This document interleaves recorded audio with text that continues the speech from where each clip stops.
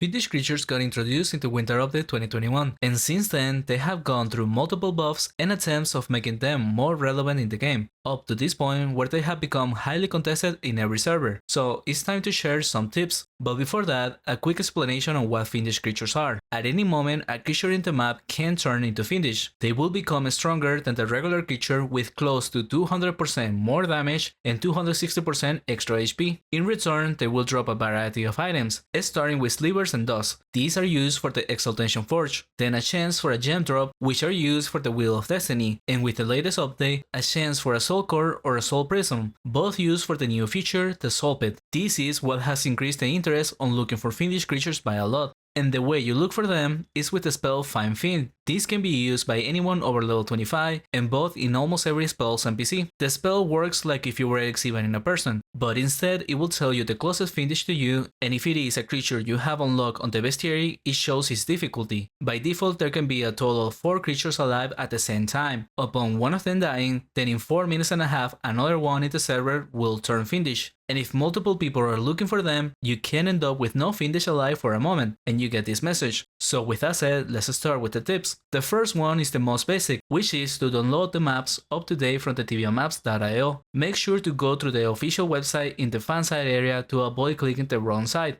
Having the full map is essential to save time and get a good idea of where the creature is. On top of that, another basic tip is to do more bestiary. Although any creature from a rat to a dragon to a demon and so on can be turned Fiendish, making it so that a vast range of levels can benefit from it, in reality most people looking for Fiendish will at least have some levels, but more importantly they have some bestiary complete. So when they search for a creature, the more of them they have on bestiary will help to narrow down the possible options by revealing the difficulty of the monster. Otherwise, if you look for a creature that is unknown to you, then it could end up being a waste of time, because perhaps it's somewhere you can get to, or is too difficult for your level. Speaking of somewhere you can get to, the third tip is doing quests for access to different areas. The more you do, the higher advantage you get over others, because for the most part, access quests are optional and often ignored. The English Tibia wiki has a nice list of access quests, so you can start there. And in my opinion, some quests that will give you more advantage over others, because most people don't do them, will be the Berger Mines, Isle of Evil, Formorgar Mines, Shadow Isles, and 20 Miles Beneath the Sea. But the list goes on, and the more you have, the better. For the next tip, have a character between 30 to 49 and one between 50 to 79, and lock these inside the upper and middle spike. Both of these areas are massive in size and get Fiendish creatures quite often, but since they have an entry level limit, most people won't be able to enter, and whenever an easy to medium creature is between this and Liberty Bay, for the most part it will be inside the spike. You can also go to Mariana, and then if it says lower level, that will confirm it. Next up, whenever different spawns are on top of each other and you have the possibility of going to both, then pick the one that is in the bottom floors. For example, in the case of the spike, log on the character that can access the middle spike, and if it says higher floor, then you switch.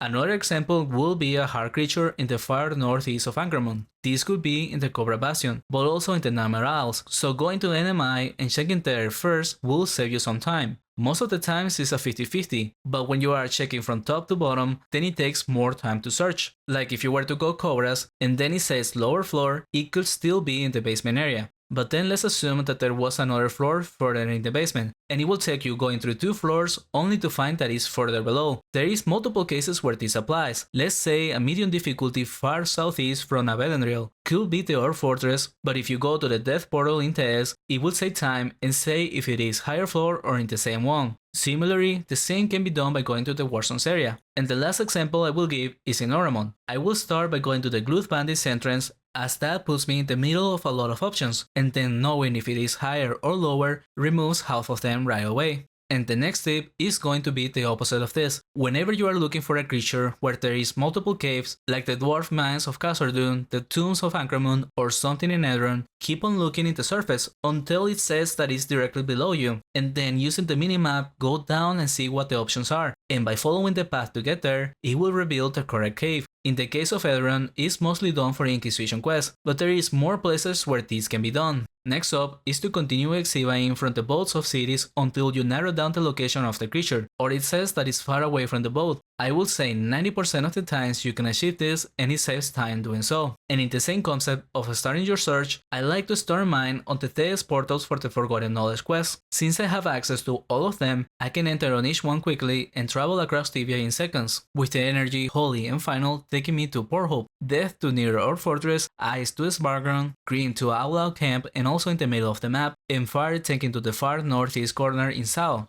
Next tip is to carry a vast variety of items, starting with keys. There is a lot of places in Tibia that are behind locked doors, and most of these are the old content, but because any creature can be turned into Fiendish, then it helps to have the keys required to access most places. This is a list of keys with different uses, but personally the ones I find best to have is for Hellgate, the Draconia set of keys, Dwarf Prison, Azura Mirror Key, and Fibula. And besides the keys, there is other items worth carrying, such as Scar Coins, Teleport Crystals, Gear Wheels, Small Emeralds, Ixupan Key, Scale of Corruptions, Death Kalia, and Boreal Shroud. You could even have an alternate set for movement speed, but that depends on your level. For the next tip, be respectful of the damage from Fiendish creatures, even in spawns where you can easily hunt. If you have a Fiendish on top of regular creatures, it will feel like you're doing twice the amount of monsters at once, and that could result in deaths pretty easily. So always look to separate the Fiendish as much as you can, or clear the regular creatures before going for the Fiendish. And another tip with the same logic, carry different protection equipments. Even if you don't have access to multiple sets, at least carry different types of necklaces. That will be the cheapest way to go about it, and it helps a lot to have them ready to go. Another tip is a special feature that Tibia map has. By clicking on the E, it will toggle the EXA Overlay. Then you put it where your character is, and that could be helpful for some, as it shows the range of close and far from you.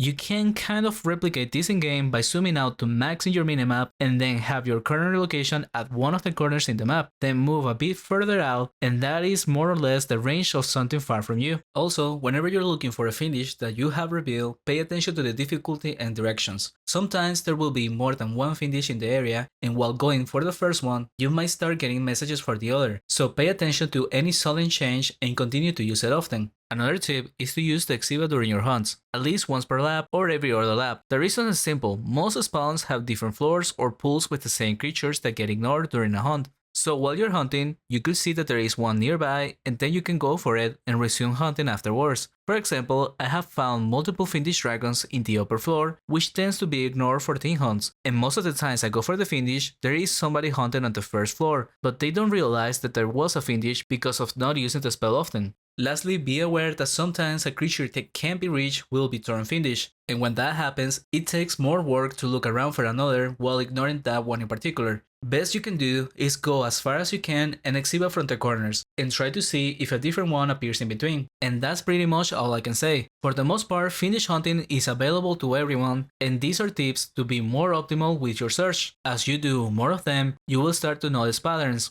such as a rare creature somewhere with very limited options, like a hard creature on the very far of this. That would be a clear choice inside the Flinces of Enor, because I already know that there is nothing else of a hard difficulty on that direction. I also have a theory of creatures that are guaranteed to become Fiendish over others, because I have killed the same sea serpent on the same spot at least 5 times, but I have no proof besides that one, so it's just a crazy thought of mine. That is only possible to have because I have hunted Fiendish creatures for a long time. If you have any other tips, feel free to share them in the comments below. Thank you for watching, and a special thanks to the supporters of the channel, the Guild Causality, Nice Star, and Tuna Hero.